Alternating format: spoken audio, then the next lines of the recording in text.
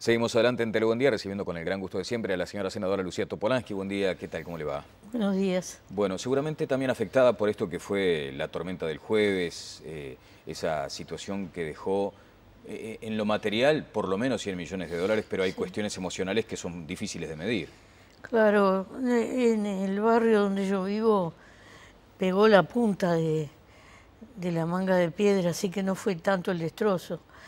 Pero vi en la zona de Melilla, vi en la zona de Juanico, pérdidas totales. Alguien que pasó todo un año trabajando en un monte y vive de ese monte, y en 5 minutos el monte desaparece, porque vi literalmente cosas terribles, obviamente que esa persona queda muy desamparada. ¿Por dónde viene la solución ahora, senadora? No sé, creo que el día de... el Ministerio con el Comité de Emergencia estuvieron haciendo una evaluación. Hay que hacerla establecimiento por establecimiento, porque otra cosa que se percibiera que, por ejemplo, de un lado del Camino de la Redención estaba todo arrasado y del otro lado no. Entonces hay que ver, acá es predio a predio, es predial el asunto. Y después sé que hoy se reúnen en el Ministerio de Ganadería con la Junta Nacional de la Granja y el INAVI para evaluar y ahí diseñar las medidas posibles, y hay que apoyar a esa gente, porque el problema no es solo la fruta que se perdió, sino los árboles que se perdieron. Desde ya. ¿Y el seguro? ¿Por qué no hay todavía como una cultura Bueno, del porque seguro? los seguros agrícolas, que no son sencillos, y menos en un momento de cambio climático, de hace mucho que se viene hablando en Uruguay, pero no habían logrado concretarse. Yo creo que sí, que ese tiene que ser el camino de fondo. Algo firme text que le permita a la gente saber, bueno, a este riesgo tengo este seguro. Ahora, el seguro tiene que tener algunas pautas, porque es como lo de la trazabilidad. Si no es obligatorio para todo el mundo, el costo se hace muy grande para los que lo tienen. Entonces, para reducir los costos de un seguro agropecuario tiene que ser general. General y obligatorio desde su punto de vista. Y sí, porque si no va a pasar que alguno diga no, en el momento, por ahorrar unos pesitos en el momento, Claro. después en el largo plazo, y igual si a ese chagaré, y el tipo puede razonar, bueno, igual si viene una tormenta, busco un subsidio. Es decir, esa cabeza está. Todavía está. Ahora tenemos que pensar mucho más en términos de comunidad, ¿no? Claro. Bueno, el país precisa la zona granjera por estas razones, conviene tener esto, eso. Yo no soy técnica, es un tema complicado, el de los seguros, pero sé que hay gente muy idónea en el Ministerio que maneja bien el tema. ¿Todavía hay mucho individualismo en el sector desde su punto de vista? No es un problema del sector granjero, hay individualismo en la sociedad. Ahora venía para acá y venía escuchando en una radio que no voy a mencionar, alguien que se quejaba de que un embarque de ovejas que se estaba haciendo para algún lado generaba olor. Es decir... Olor a campo en la Ciudad Vieja, decía alguien. Entonces, yo creo que no podemos razonar así. El país, ¿le sirve o no sirve producir ovejas? ¿Le sirve o no sirve exportar? Entonces, sí, todas las cosas tienen... La necesidad del equilibrio. Digamos. Claro, el equilibrio. Entonces, por eso yo creo que el individualismo está en la sociedad, en la civilización en la que vivimos. Ahora parece que se dispuso una puja que también debe tener connotaciones ya no de individualidades respecto a personas, sino a regiones. Todo el mundo dice, ¿y dónde va a ir la UTEC, la sede central? ¿Dónde va a estar? No, pero no es un problema de sede central. Bueno, en ese proyecto de ley que se aprobó, que creó la segunda universidad que va a tener el Uruguay, y después de tantos tiempos, de más de un siglo, se crea la segunda universidad, que de por sí eso ya es un hecho importante. Ahora se trata, es una universidad tecnológica que va a estar vinculada a las cadenas de producción. Entonces, si yo, el esfuerzo que va a hacer la dirección provisoria que se nombró es llegar al 1 de marzo del 2014 con 2 o 3 carreras y hacer un presupuesto para esta rendición de cuentas para 2014 y 2015, y el presupuesto definitivo sería para el presupuesto del próximo periodo legislativo. ¿Tá? Ese es el programa, porque no es que nazca sin presupuesto. No, digamos. nace con un presupuesto acotado, porque además no están todavía diseñados los cursos, entonces para el arranque 2014-2015, sí, y después vendría lo más de fondo. Entonces, si yo hago un posgrado o un grado vinculado, vamos a poner, a la cadena forestal, yo tengo que ubicarlo en el lugar donde está la forestación. Porque no se olvide que esta universidad tiene varias particularidades. Tiene su autonomía igual que la otra universidad, pero la composición definitiva de su dirección incorpora dos cosas muy novedosas que tienen que ver el vínculo con la sociedad, el fuerte vínculo con la sociedad, que es un representante de los trabajadores y un representante de los empresarios, y eso tiene que ver mucho con las cadenas de producción. Claro, o sea, usted entiende que no tiene sentido el posgrado de forestación en un lugar donde no haya árboles. En Maldonado, por ejemplo. Exacto. Entonces, esta universidad va a tener una sede central, por supuesto, y 4 o 5 regionales. Ajá. Que en realidad es lo más importante, claro, porque son la dimensión de lo regional. Claro, entonces todo el mundo va a agarrar algo. Si ese es el nervio, todo el mundo va a agarrar algo. Segundo, nosotros tenemos que hacer un mapeo del Uruguay, entonces ver dónde la Universidad de la República tiene su regionalización, dónde la UTU tiene sus escuelas, dónde están las cadenas de producción. Para ser concretito, lo de Paso de los Toros no es un hecho, para nada. No, puede ser un lugar o no, no sé. Es decir, yo creo que es inútil esa discusión ahora. Entonces, hay algunos lugares, por ejemplo, la zona sudoeste, es decir, Colonia, Soriano, Río Negro, Flores, Florida y San José, que allí todavía no llegó la descentralización de la Universidad de la República. Bueno, ese agujero hay que considerarlo. Allí está la cuenca lechera, por ejemplo, perfectamente. Puede haber, bueno, después, nosotros también hemos estado hablando con la industria, con distintos sectores de la industria, y la nueva dirección, la dirección provisoria lo va a hacer, para ver cuál es la sugerencia que viene desde las empresas. Hay que hablar con el PICNT por cuál es la sugerencia que viene desde los trabajadores, porque esto, si no sirve a la realidad. Claro. Este proyecto es con la gente. Con la gente, y con la gente por un lado, porque el objetivo es ese, pero con poquita gente en la génesis, ¿no? O sea, administración casi cero. Sería lindo que usted pudiera invitar a los 3 que se designó para... Uno de ellos va a estar esta semana. Ya bueno, primero son gente altamente idónea y calificada, eso no cabe duda, fueron votados por unanimidad, y ellos se expresaron en la comisión del Parlamento, de la Cámara de Senadores, que ellos querían una administración casi grado cero, es decir, no empezar por una administración, una plantilla, y usar también mucho la educación a distancia. O sea, una plataforma virtual, tal cual. Claro, lo más posible, de modo de darle mucha agilidad y mucha transversalidad, que no alguien que entró por esta pata después quiere pasarse acá y tenga que ir para atrás y volver, no, porque pueda atravesar. Eso, siendo una institución nueva, es más sencillo que en una institución ya veterana, claro, que es la dificultad que a veces tiene la UDELAR, que lo ha querido hacer y ha hecho un esfuerzo gigantesco de descentralización, y eso también lo tenemos que reconocer. Cualquiera que ande por el interior ve los centros CURE, que son los centros regionales. Bueno, y nosotros además tenemos que utilizar todo lo que hay en el territorio, todo lo que hay de la universidad, todo lo que hay de UTU, todo lo que hay de las empresas públicas, todo lo que hay de línea, todo lo que hay del LATU. Y eso abarata, pero sobre todo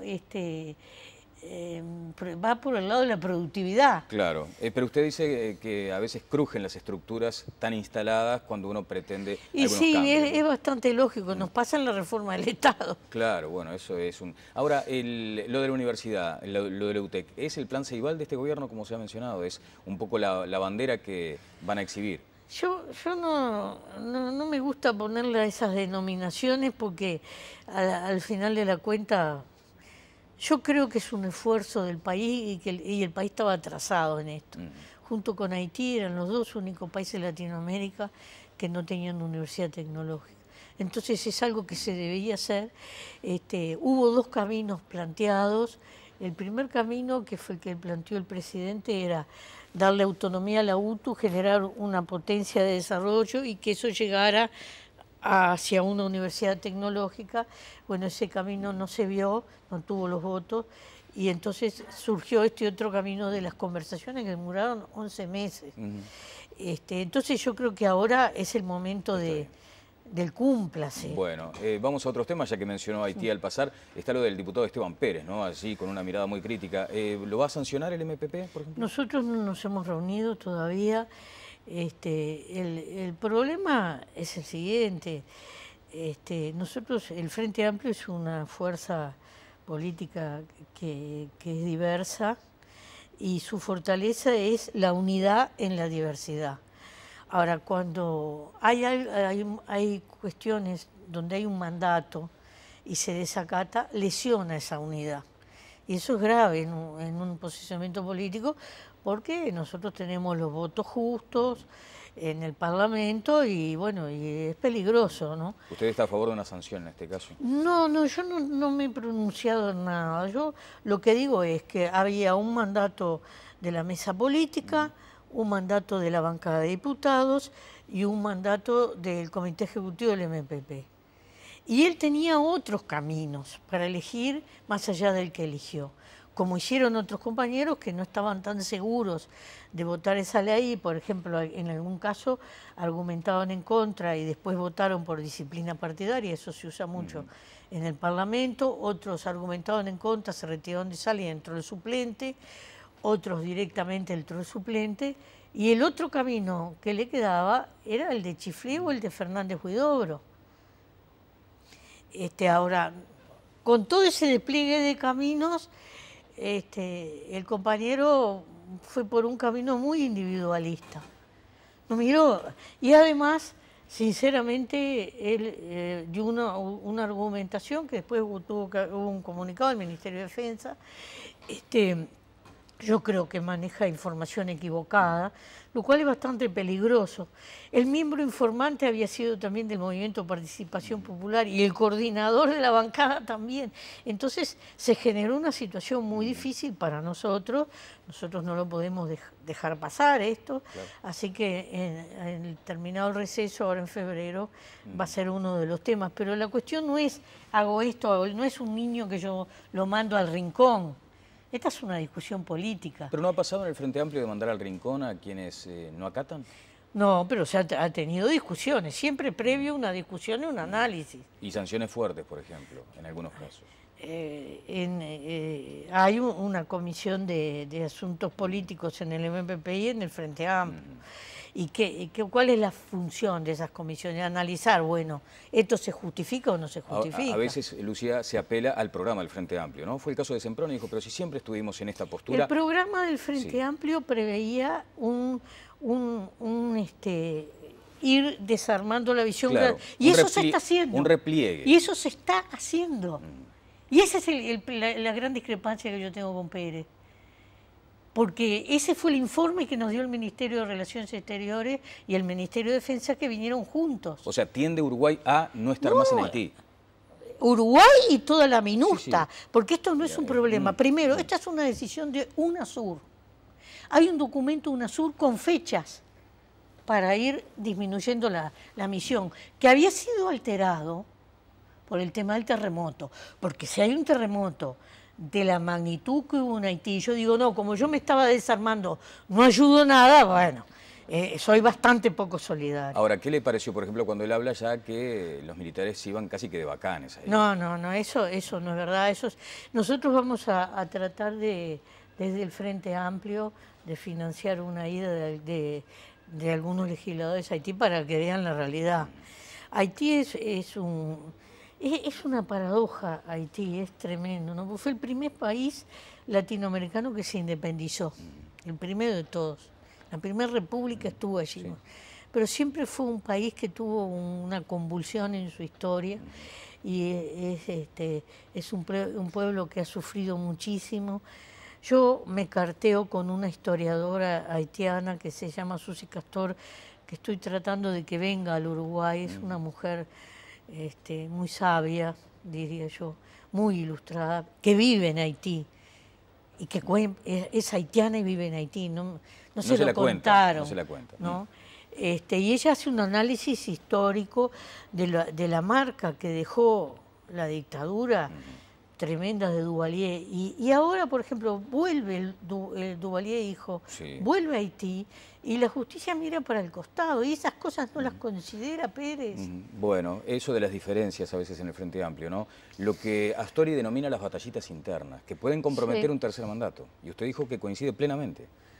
Yo no creo que comprometan un tercer mandato, pero son siempre un motivo de desgaste interno. Todos los partidos lo tienen, ojo. Esto no es una peculiaridad del Frente, porque usted mira las internas de los partidos y todas la tienen.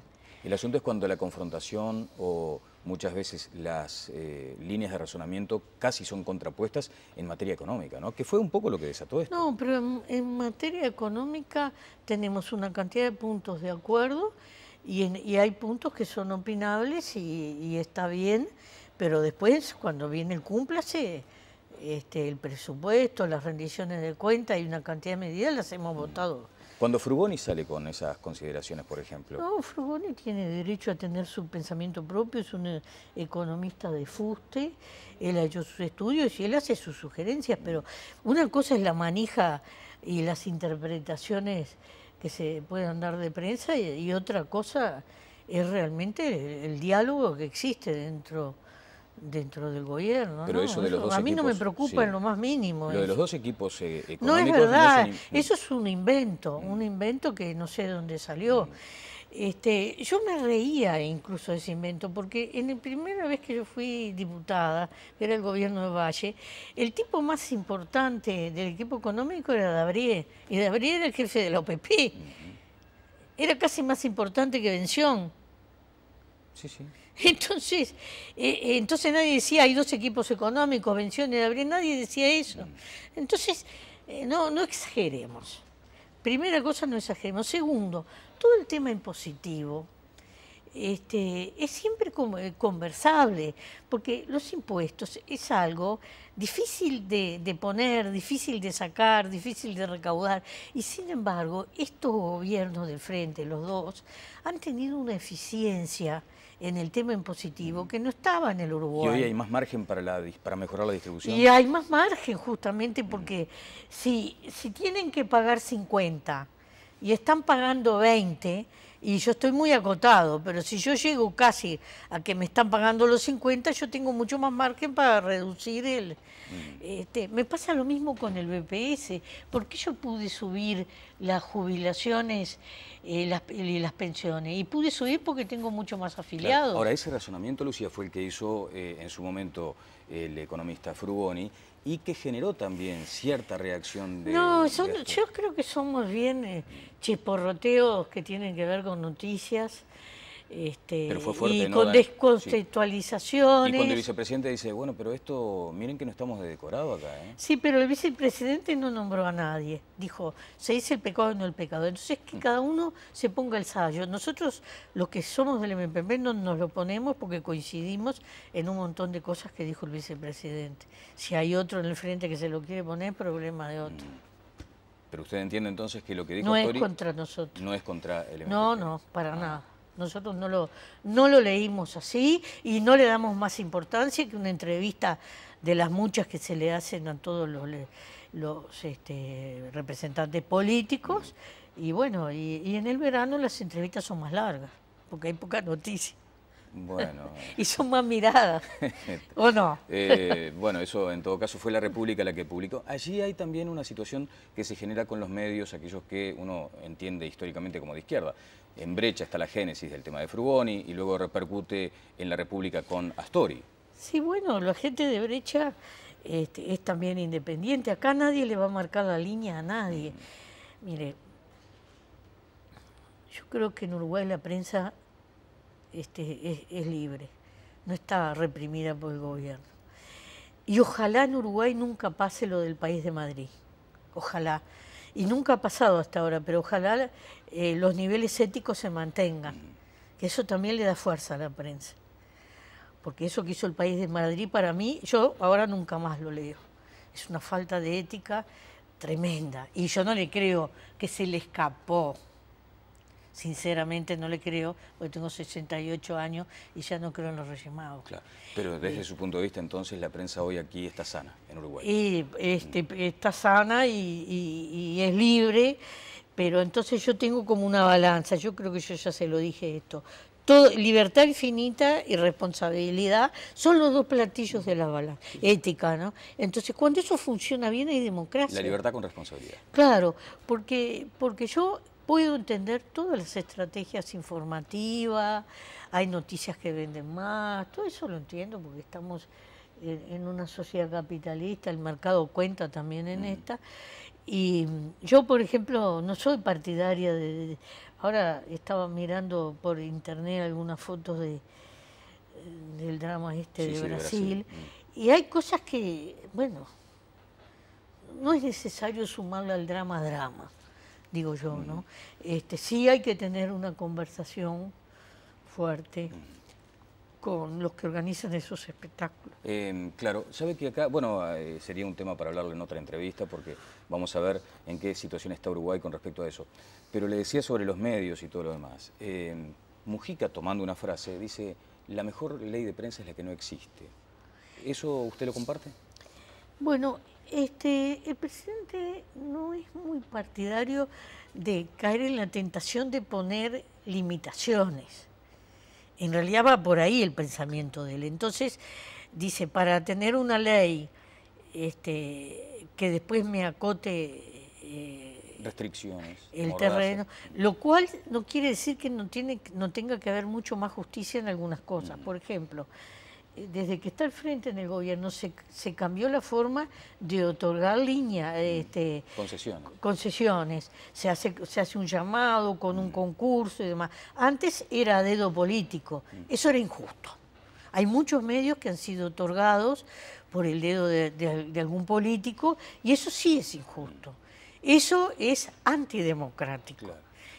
Esos caminos antidemocráticos existían en Uruguay. Entonces ahí está muy bien regular. Se hizo una ley para todo lo que son los medios comunitarios. Pero no tocar aquello de los contenidos. Libertad con responsabilidad, volvemos a... Y bueno, el horario de protección al menor hay que tenerlo y estuvo bien en extenderlo, porque hubo un momento, y yo creo que el punto culmine fue asalto a la pasiva, en el que no se justifica el mostrar tanta violencia. Es decir, que yo creo que son esas cosas las que tienen que ver con la ética, con la convivencia. Y con la responsabilidad, como decía. Claro, que las que se pueden regular. Está bien. ¿Discrepó con Mujica con aquello del narcotraficante avenido, digamos, a filantrópico? Dijo, narcotraficante filantrópico, refiriéndose ni más ni menos que a Escobar. ¿Lo escuchó a Mujica? No, pero esa es una modalidad de muchos narcotraficantes. Hacen con una cierta obra social para tener población cautiva. Pero es una barbaridad, ¿no? Es una barbaridad, pero es un hecho real. No se puede mirar para el costado. Claro, pero instalarlo como un héroe, no, tampoco, me imagino. No, y nadie lo puso como un héroe. Simplemente se subraya un hecho de la realidad. Llama la atención, y eso lo dicen los propios colombianos, que en la tumba de Pablo Escobar siempre haya flores. Entonces, ¿por qué? Uno se tiene que hacer la pregunta. Lo peor es no mirar. Claro. Y eso, y para que eso no suceda en Uruguay, porque nosotros tenemos temor de que eso pueda suceder en Uruguay, ¿no? Que alguien esté apretado, por ejemplo, para pagar la luz y el que es el narco del barrio, mira, yo te la pago, entonces vos cuando viene la policía a preguntar, mirás para el costado. Claro. Y entonces vas teniendo población cautiva. Bueno. Eso es lo que quiso decir Mujica. Bueno. No sé cómo lo interpretaron, pero eso es lo que quiso decir. Nos quedamos sin tiempo, pero era buena esta aclaración. Vamos a seguir hablando de otros asuntos más adelante, en todo caso, así que les espero pronto por acá, como siempre. Bueno, mi disculpa por haber llegado tarde, pero tuve un error de anotación en mi agenda. Bueno, el GPS, a veces falla esas cosas. Bueno, Lucía Topolansky estuvo con nosotros. Pausa y tramo final de Tele Buen Día.